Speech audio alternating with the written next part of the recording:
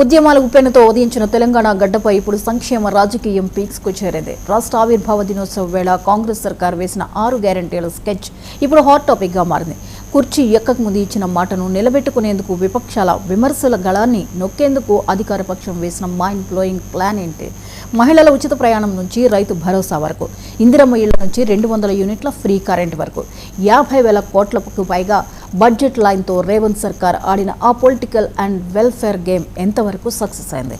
తెలంగాణ 12వ ఆవిర్భావ దినోత్సవం సందర్భంగా పవర్ఫుల్ పొలిటికల్ డ్రామాను తలపిస్తున్న 6 గ్యారంటీల ప్రస్థానంపై స్పెషల్ ఫోకస్.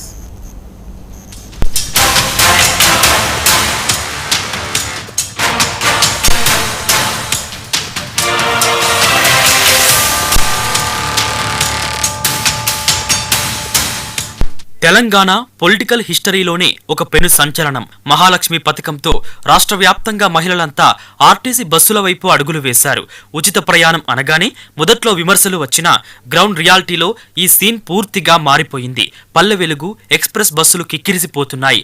ఆక్యుపెన్సీ రేట్ ఊహించని రేంజ్కు చేరింది. ప్రతి నెలా కుటుంబ బడ్జెట్లో 2 నుంచి 3,000 రూపాయల వరకు మిగులుతుండటంతో మహిళా లోకం ఈ నిర్ణయానికి జై కొడుతోంది. విమర్శకుల నోలు నొక్కుతూ ఆర్టీసీకి నిధుల కొరత రాకుండా ప్రభుత్వం బ్యాకెండ్ లో పక్కా స్క్రీన్ ప్లే నడుపుతోంది.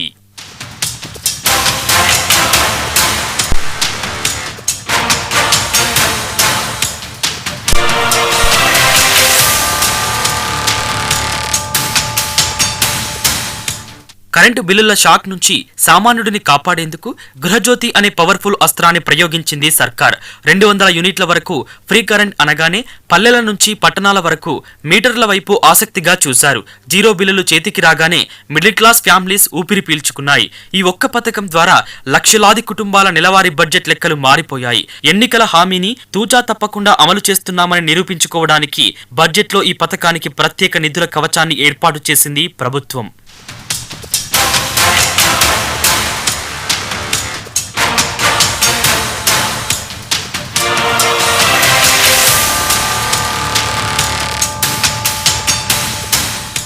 పొలిటికల్ స్క్రీన్ పై ఎప్పుడూ కింగే, ఆయనే రైతు. తెలంగాణ ఆర్థిక వ్యవస్థకు అసలైన వెన్నుముక అయిన అన్నదాతను ఆకట్టుకునేందుకు రైతు భరోసా అనే మెగా ప్లాన్ అమల్లోకి వచ్చింది. సాగు ముహూర్తానికి ముందే పెట్టుబడి సాయం అందించేలా తెర వెనక వేగంగా పావులు కదిపారు అధికారులు.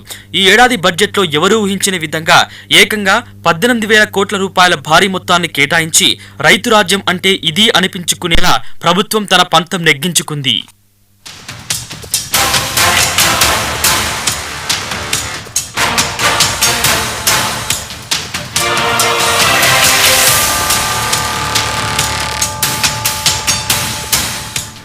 సొంతింటి కళ ప్రతి పేదవాడి ఎమోషన్. ఈ ఎమోషన్ను క్యాచ్ చేస్తూ నిరుపేదల గృహ స్వప్నాన్ని సాకారం చేసేందుకు ఇందిరమ్మ ఇళ్ల పథకం తెరపైకి వచ్చింది. ఇల్లు లేని అర్హులను గుర్తించే ప్రక్రియ ఒక హై వోల్టేజ్ డ్రామాలా సాగుతోంది. గ్రామాలు పట్టణాల్లో లబ్ధిదారుల ఎంపికలో ఇలాంటి పొరపాట్లు జరగకుండా పకడ్బందీగా స్క్రీనింగ్ నిర్వహిస్తున్నారు. 1,000 కోట్ల రూపాయల బడ్జెట్ అండతో పేదల సొంతింటి కలను నిజం చేసేందుకు ఇందిరమ్మ ఇళ్ల నిర్మాణాలు శరవేగంగా అడుగులు వేస్తున్నాయి.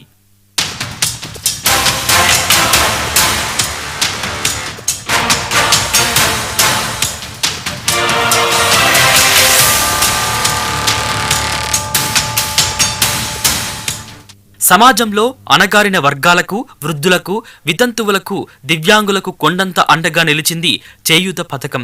నెల తిరిగేసరికి సామాజిక భద్రత పెన్షన్ చేతికి రావడం ఒక ఆసరా మాత్రమే కాదు, వారి జీవితాల్లో ఒక భరోసా. అత్యంత అవసరమైన వర్గాలను ఆదుకోవడమే పరమావధిగా ప్రభుత్వం ఈ బడ్జెట్లో చేయూతకు సింహభాగం నిధులను కేటాయించింది. సంక్షేమ పాలనలో తాము ఎవరికీ తీసిపోలేదని నిరూపించేలా ఈ సోషల్ సెక్యూరిటీ నెట్ పనిచేస్తుంది.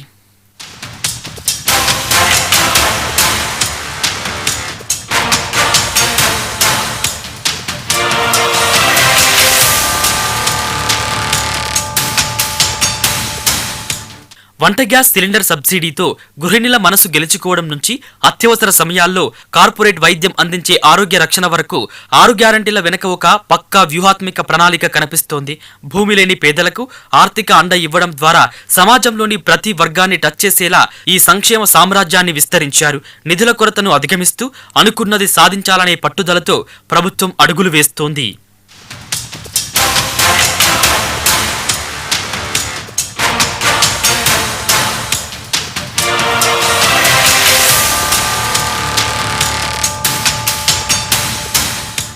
ఉద్యమాల హోరుతో ముక్కోటి ప్రజల ఆకాంక్షగా మారిన ప్రత్యేక తెలంగాణ ఇప్పుడు సంక్షేమ పథకాలతో ఒక కొత్త పంథాలో దూసుకెళ్తోంది.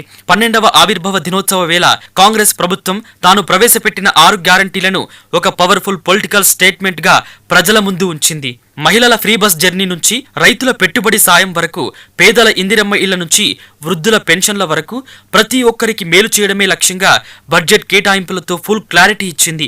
సంక్షేమం, అభివృద్ధి, సామాజిక న్యాయం అనే 3 బలమైన స్తంభాల ఆధారంగా నవ తెలంగాణ నిర్మాణం జరుగుతోందని అధికార పక్షం గర్వంగా చెబుతోంది. మరి ఈ సంక్షేమ వ్యూహం భవిష్యత్ రాజకీయాలను ఎలా మార్చబోతుందో చూడాలి.